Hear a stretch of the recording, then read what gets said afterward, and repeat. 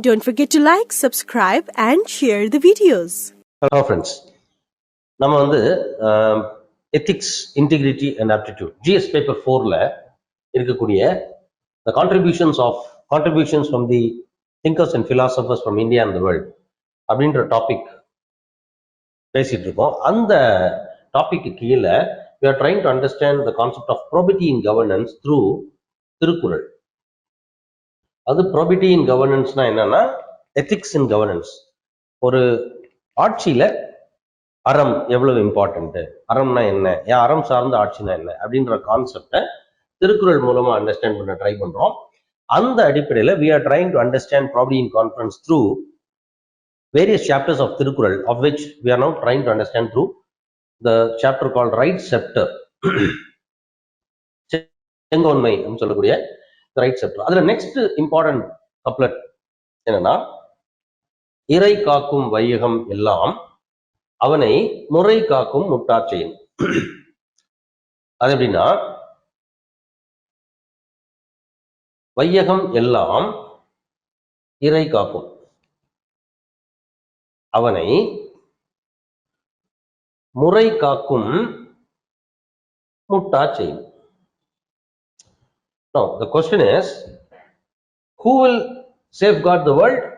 The world here means the land. நம்ம முன்னாடி last time பேசணும் இல்லையா, ஜனபதா, the country ன்னு வச்சுப்போம்.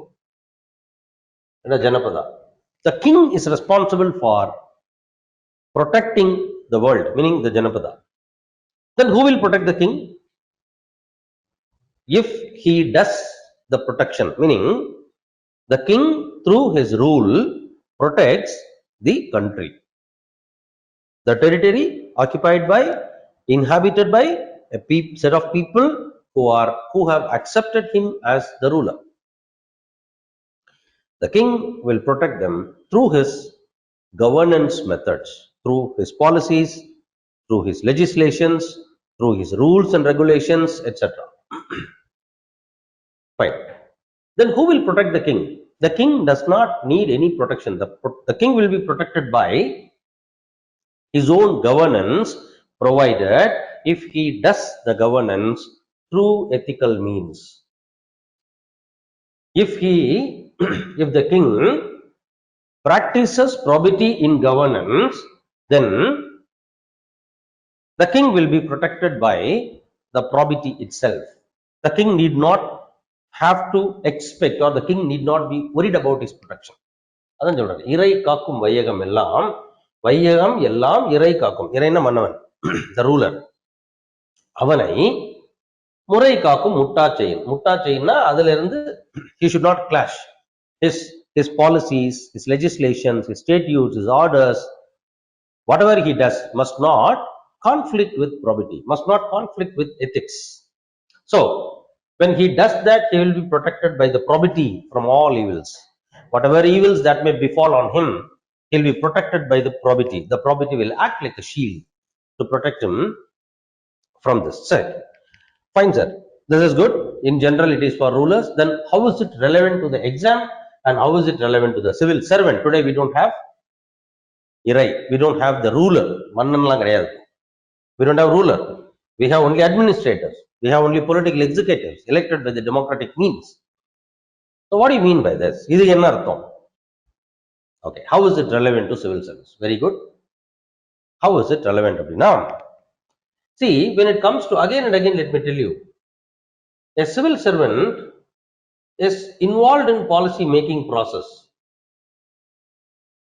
which involves policy formulation, implementation, evaluation, policy accountability, so on and so forth. And whenever something goes wrong, whenever something happens, it is his responsibility and accountability. So when and moreover, in this regard, the civil servant has to be a fearless professional advisor to the minister.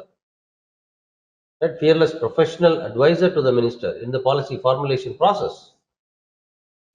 He has to be a very straightforward, honest implementer when it comes to the implementation of policy. In these two regards, in these two functions, while discharging the responsibilities, the civil servant has to uphold probity, uphold ethics. He has to act responsibly.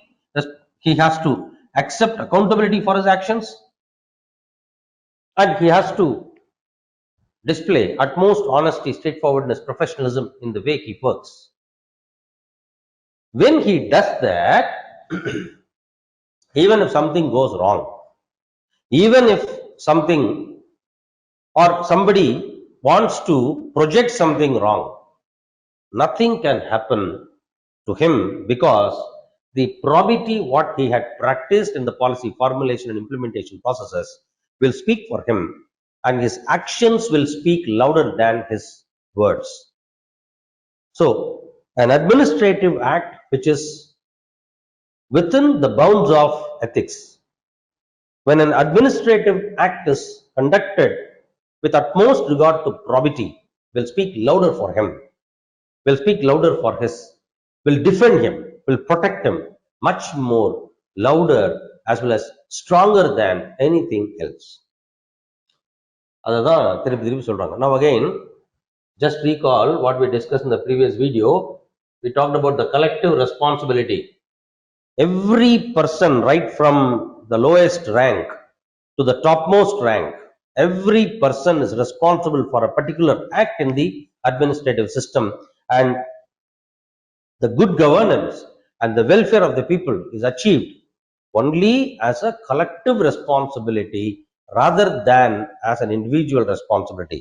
The collective responsibility is split in the hierarchy as individual roles, and the collective responsibility is achieved through the achievement of the individual responsibilities, the discharging of the individual responsibility. Therefore, this Tirukkural also has a very high relevance to civil services of today as well. So what else is there in Tirukkural, we shall discuss furthermore in the next video. Thank you very much.